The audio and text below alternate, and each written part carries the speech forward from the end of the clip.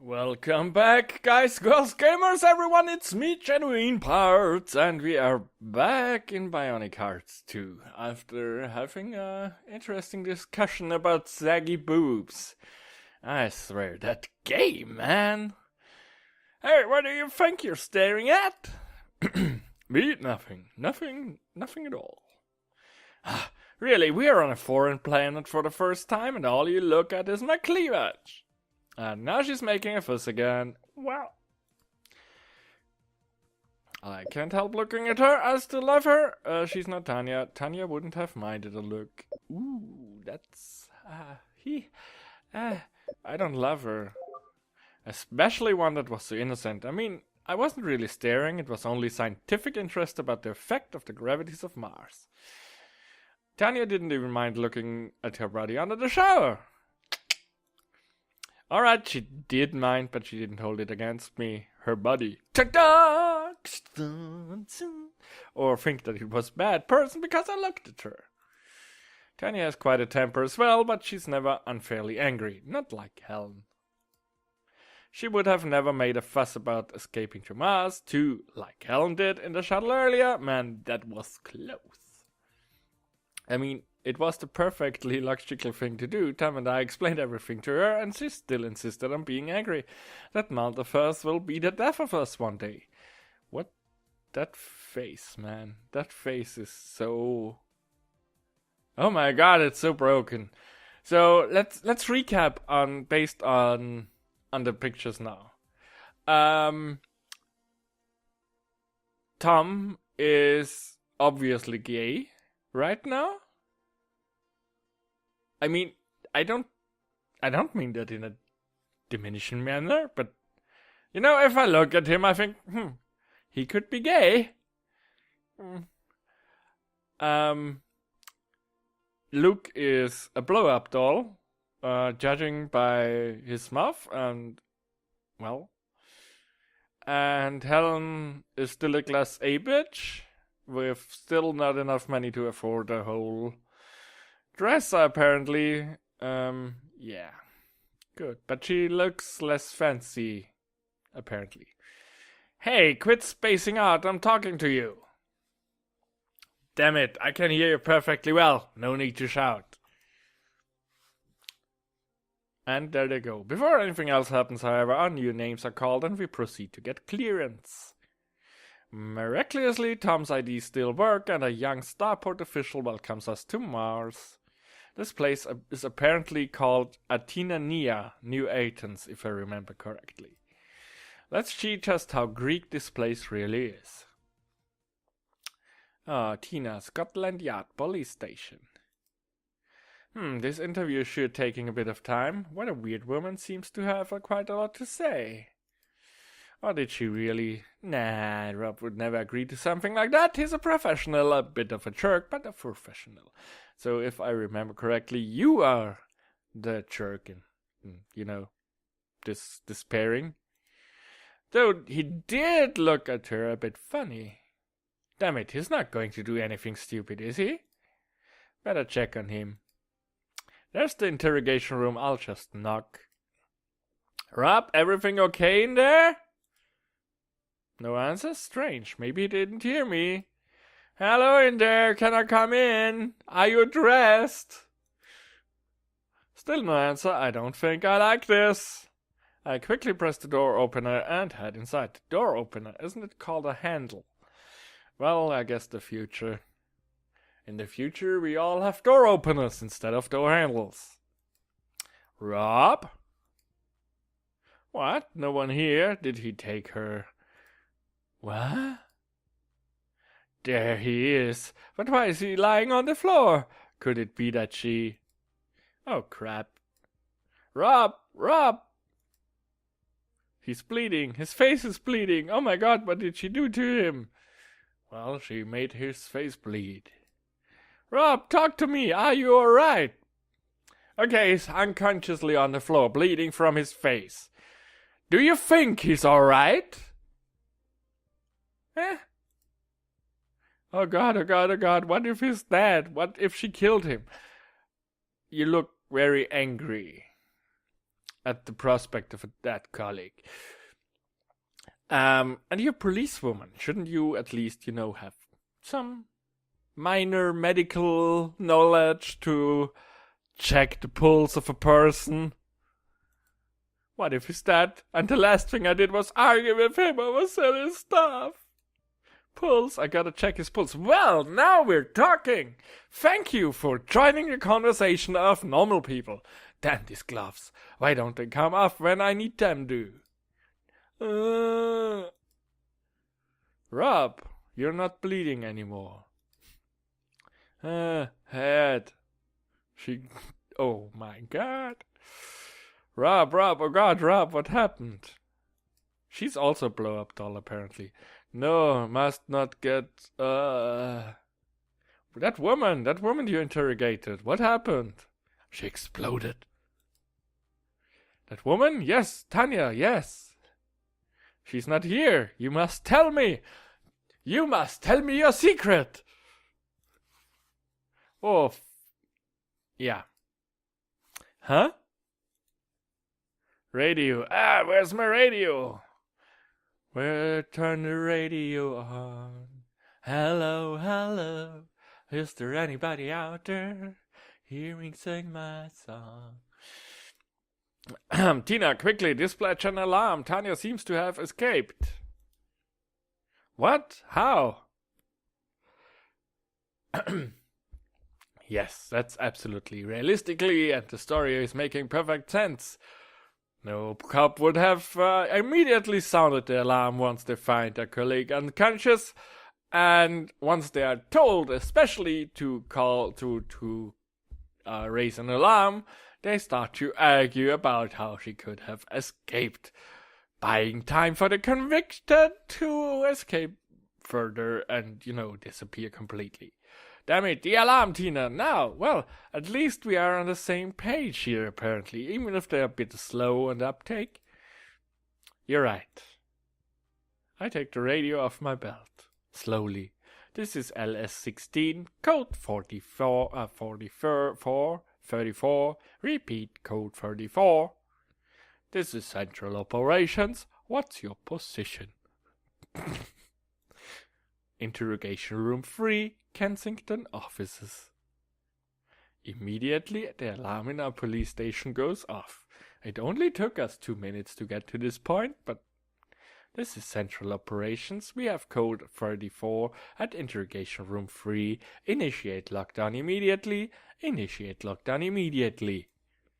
There, she won't get away now. The description of the last suspect in this room will be automatically sent to every officer in this building. Good. They are all blow-up dolls. Oh my god.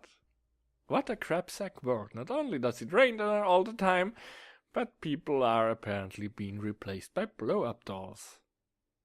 And now you can tell me how a woman in handcuffs could knock you out and get away from you. I'm waiting.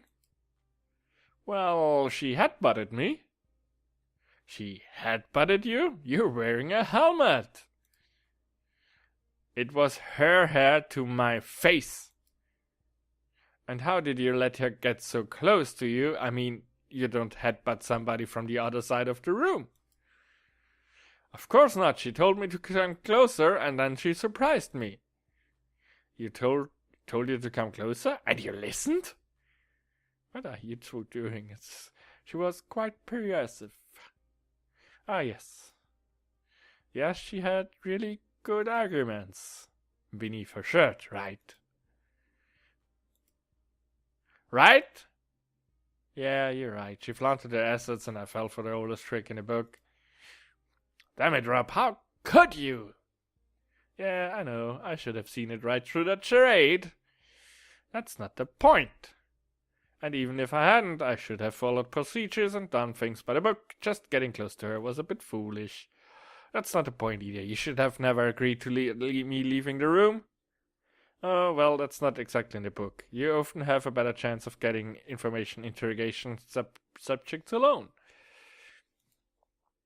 That's not the effing point! Then what is? Do I really have to spell it out for you? Yeah, Tina, why so angry? I know I made a mistake.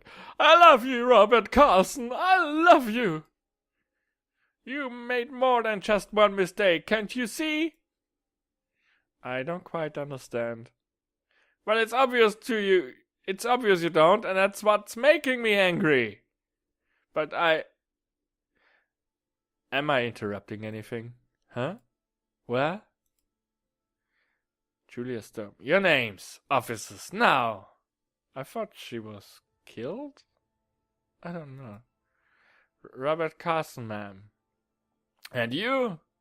Why should I have to tell you? What are you doing here anyway? Reacting to the alert you sent out, though I have arrived too late, unfortunately. You're not someone from the station. Who the f are you? There's a lot of swearing in this game, apparently. Julia Storm, Special Branch. Special Branch? Covert Operation. You're a spook. I prefer operative, and maybe your partner would be so kind as to identify herself now! Tina Gomez, ma'am. Sorry, I forgot my manners, but easy, you two. I'm not here to cause you two any sort of trouble. That's good. All I want is the woman you two cocked, Tanya Vanik. That's not so good. When I heard the alarm you dispatched, I already figured as much. What happened? That woman, she escaped during an interrogation. I figured out that much as well. Details, officer, details. If I may, Agent Storm, that was my fault. In what respect was this your fault? Tanya Vanik, I came too close to her during the interrogation, which is why she was able to knock me out and email. Oh, my god, it wouldn't be my videos if there wasn't an email sound. Oh, what's on the ground? You didn't keep your distance during the interrogation? Why not would you do something like that? Neither of them seems to notice it, and they're not paying me any attention neither. Well, she asked me to come closer, and I think I'll just pick it up quickly while they're not looking. You did what she was asking for? Are you retarded? A business card? Where did that come from? No, but at the time, it seemed like the right thing to do. It's from a Luke Black of Nanotech. Strange. I wonder. The right thing to do would be to take away your badge now and your gun. Did that woman lose it when she knocked out Rob? Ma'am, if I may, the right thing to do would to be put you in handcuffs and drag you before the crown prosecutor to be tried for incompetence in office. Oops, I seem to have missed an important part of the conversation. Things don't look too good for Rob right now. Gotta do something before that woman really ends his career, or worse. Tell Julia that you shouldn't have left Robert around. Tell Julia it was their friend for not warning them properly. Ask Julia what exactly Tanya is wanted for. Agent Storm, if I may, what exactly is Tanya Vanik wanted for? That's irrelevant to the problem we're facing here. Had your colleague been more incompetent? I think the issue isn't his competence, only that he wasn't properly prepared. Prepared? For a possibly violent offender. You police officers, you always have to be prepared for violent offenders. Maybe that's normal for you and the special brand, but Rob, Officer Carson, and I get into a lot of non-violent situations too. With people on nationwide wanted lists. If people are wanted for violent crimes, there's usually a suspect is armed and dangerous warning. And what are you implying?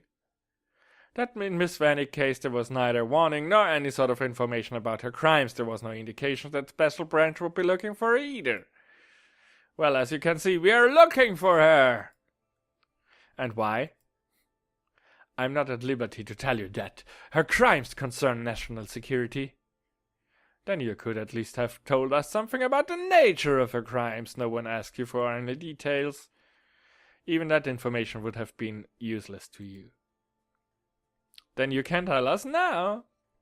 Why?